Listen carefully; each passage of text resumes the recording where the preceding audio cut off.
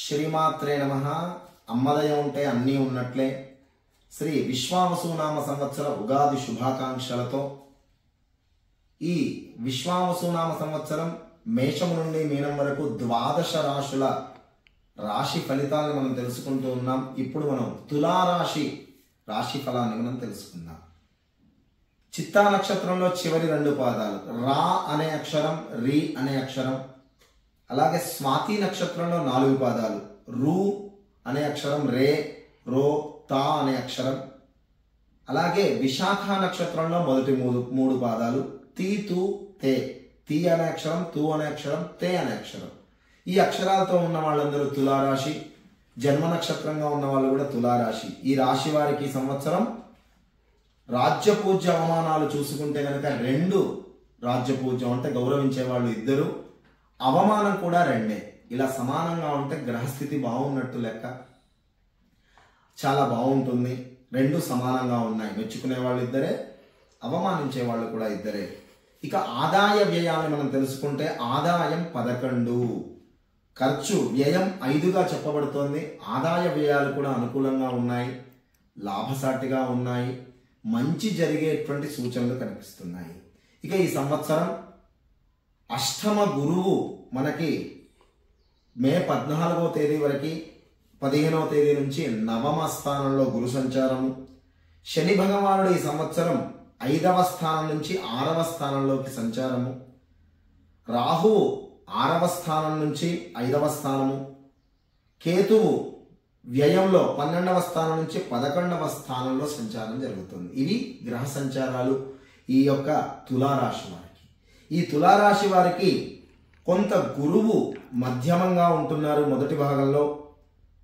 మే 15 నుంచి కనుక చాలా అనుకూలంగా ఉంటుంది.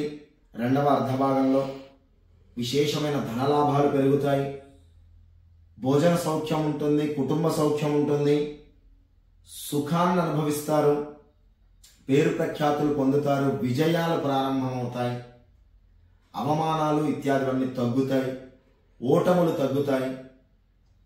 సంకల్పించినవి అంటే అనుకున్న పనులన్నీ కూడా ముందుకు సాగి విజయం పొందేటువంటి అవకాశం ఉంది.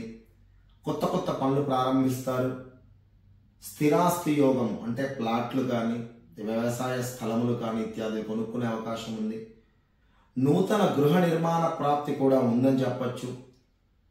సంతాన ఫలం సూచిస్తోంది, వివాహ యోగం కూడా సూచిస్తోందని చెప్పచ్చు. అదేవిధంగా ప్రారంభంలో కొంత వ్యతిరేక ఫలితాలు ఉంటాయి. సంవత్సర ప్రారంభంలో అనుకున్న పనులు కొంత మందగించడం కానీ ఆగిపోవడం కానీ, తరువాతి కాలంలో ఇవన్నీ కూడా జరుగుతాయి.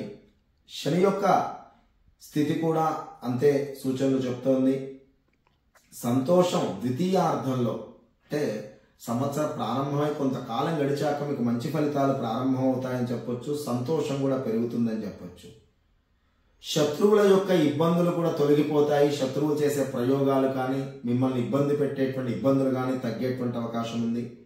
మీ యొక్క విజయాలు, బలపరాక్రమాలు, వృద్ధి, అభివృద్ధి పెరుగుతాయి. నరదృష్టి తొలగిపోతుంది. మీ సంతానం వల్ల కూడా మీకు మంచి పేర్లు వస్తాయి, సంతాన ఫలం కలుగుతుంది. అలాగే గృహమునందు కూడా మంచి శుభవార్తలు వింటారు అని చెప్పచ్చు. అలాగే వ్యవసాయదారులకి మొదటి కంటే కూడా 2వసారి పంట, మొదటి పంట కంటే కూడా 2వ పంట చాలా అనుకూలంగా ఉంటుంది. ఖర్చులున్నా లాభాలు కూడా వస్తాయి, అప్పులు తీరుతాయి. అలాగే కోళ్ల ఫారము లేదా మేకలు ఇత్యాది వాటిల్లో ఉన్న వాళ్ళకు కూడా ఈ సంవత్సరం అనుకూలంగా ఉంటుంది. వ్యవసాయంలో పాడి లేదా పశు సంపద ఇత్యాది వాటిల్లో కూడా వాళ్ళకి మంచి జరిగేటువంటి అవకాశం ఉంది. ఉద్యోగస్తులకి మంచి కాలంగానే చెప్పొచ్చు, కానీ ప్రమోషన్స్ ఇత్యాదివి కొంత ఆలస్యం అవుతూ ఉంటాయి. కొన్ని అవకాశాలు చేతిదాకా వచ్చి జారిపోయేటువంటి అవకాశం ఉంది. మీ శ్రమ ఎక్కువ ఉంటుంది, ఆ శ్రమకు తగిన ఫలితాలు వస్తాయి. అలాగే వ్యాపారస్తులకు కూడా మధ్యమంగా ఉందని చెప్పొచ్చు. నష్టములు లాభములు సమానంగా ఉండేటువంటి అవకాశం ఉంది. రియల్ ఎస్టేట్ ఇత్యాది వాళ్ళు కూడా వ్యాపారంలో మంచి జరిగేటువంటి అవకాశం ఉంది. రాజకీయాలలో కూడా అనుకూలమైన కాలం అని చెప్పొచ్చు. మంచి కలిసి వచ్చేటువంటి అవకాశం ఉంది. అనేకమైనటువంటి విషయాల్లో గుర్తింపు పొందుతారని కూడా చెప్పచ్చు. విద్యార్థులకు కూడా మంచి అనుకూలమైన కాలమే. కష్టపడితే మంచి ఫలితాలు ఉంటాయి.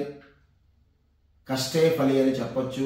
ఆరోగ్య ఇబ్బందులు ఉంటాయి, వాటి నుంచి కూడా బయటపడతారు. ఆరోగ్యపరమైన జాగ్రత్తలు పాటించడం మంచిది.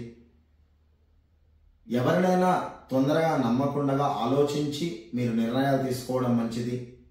విశేషించి వీరు దత్తాత్రేయ స్వామిని, ఆంజనేయ స్వామిని విశేషంగా ఆరాధించడం, ప్రతి శనివారం కూడా ఆంజనేయ స్వామి దేవాలయ దర్శనం చేసుకోవడం, వీలవుతే 3 నెలలకు ఒక్కసారి ఆంజనేయ స్వామి వారికి ఆకు పూజ, తమలపాకులతో పూజ చేయించడం, సింధూరంతో స్వామివారికి అలంకరించి సింధూరార్చన చేయడం చాలా మంచిది అని చెప్పొచ్చు. శుభం.